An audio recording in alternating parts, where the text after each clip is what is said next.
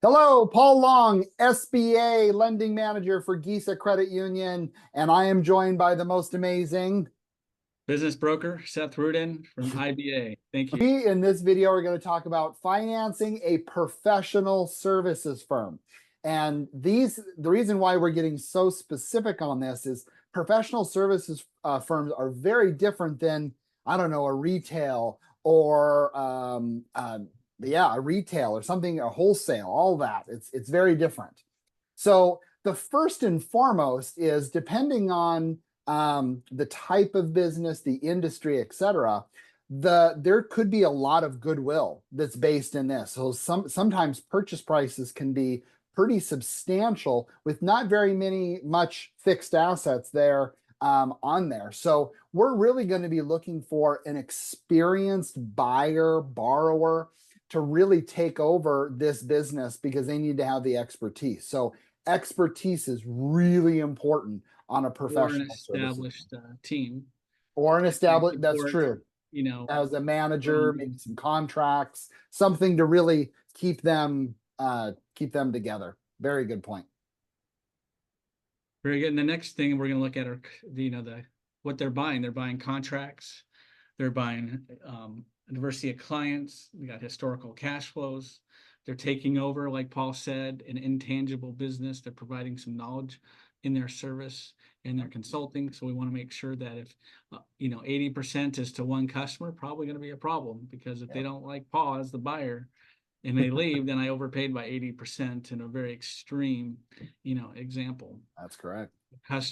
Top customer 10 analysis is going to be critical in that discussion, and making sure that the consistency of cash flows over the years, it looks to be solid. Sorry, go ahead. The next one, we're fighting for topics here because we love each other. That's right. We call it WIP. When we do the sale after we value the company and we're going to close on the business, one thing that gets wrangled up is called WIP. WIP means work in process. So I'm doing a consulting project and we're going to close in the middle of it. Well, we need to reward the seller for the time and effort that person's put into place, as well as for generating the sale. Acquiring a new customer, acquiring a new project doesn't come for free. And then the buyer obviously is going to take over. In some cases, the seller might stay on and finish out the project completely, and it's not a discussion point. And other times they'll do this accounting, if you will, to figure it out. Thank you. Yep. It's really hard if you have multiple clients. Let's say you have 20 different things going on, you're not all going to stop at the same time just so the sale can go through. That's a great example. The seller definitely gets some benefit on that. Next is working capital needs. These types of professional services definitely need working capital. You probably need a line of credit based on the payment terms of your clients. How do your clients pay you? Is it cash up front? Well, probably not for a professional services firm, but if so, then you probably don't need a line. But for the most part, lines of credit are a big, important thing for professional services firms. And I like to look at days sales outstanding. So taking the accounts receivable by the average daily sale gives you a number. Yep. Hopefully 30 days. And then you know that you get your accounts receivable back within 30-day period. But if you have a lot of federal contracts or large construction companies, then you might see 60 to 120 days potentially in those scenarios. You got retentions, like there's a lot that can go into those. Mm-hmm. And then we want to talk about key employees. The founders of these companies who are selling most likely for retirement purposes are going to leave. They're going to give you a transition, but you want to make sure if they have key employees that they stay, or you've thought through a retention plan to keep them just as excited, under the new management as they were under the old management. And that you can take advantage of the substantial investment you're about to make. Lenders are going to want to know that the brains of the operation stay. Very important. Exactly. And then we have scalability and future growth. You're buying a business, in my mind, and we've talked about this on other videos, on what it is that you're buying today as is, and what you as the new buyer can make it be. right? So what are the levers you can take advantage of after you've learned the business? You don't do any harm, say for 12 months. And now you're going to start to grow this business. You need a great salesperson like a Paul Long or Seth on your team to scale and grow your business, because most small businesses that are out there don't have a sales team.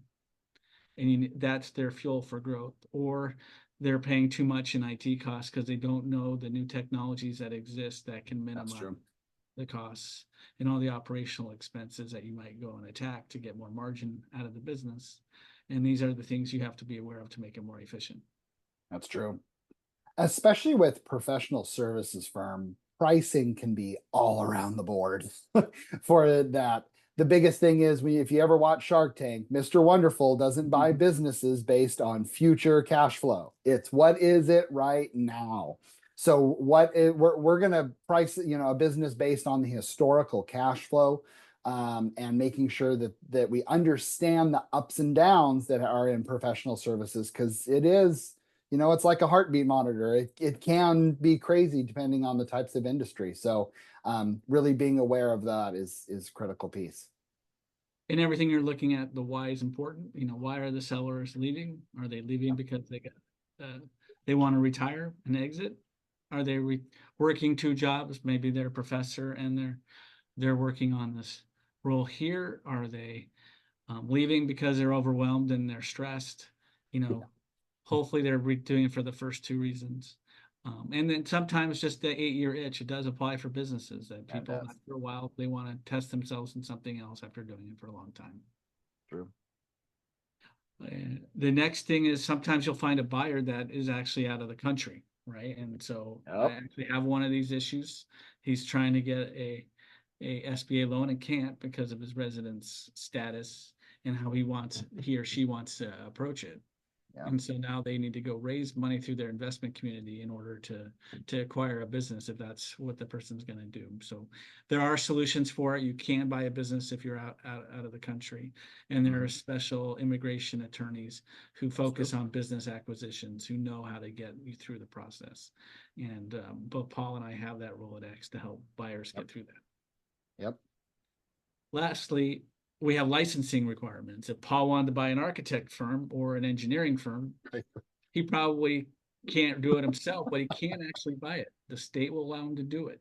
He just needs to appoint a member of his team who have the credentials as either a professional engineering license at PE or an architect designation on the state's records. And then he can buy the company. He doesn't have to share any ownership with them. It would behoove him not to give a nice employer agreement contract with the retention policy to that person. Oh yeah. But these are important to understand.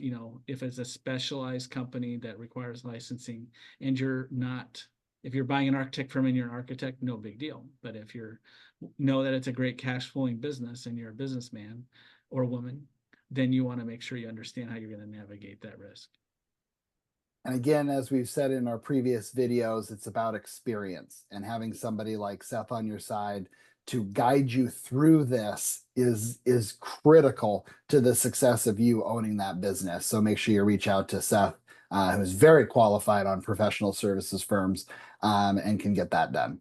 But it takes a banker to get me the money, so we need. That's true. Without me, you got nothing. Well, thanks everyone for watching. And we will see you on another video. Thank you.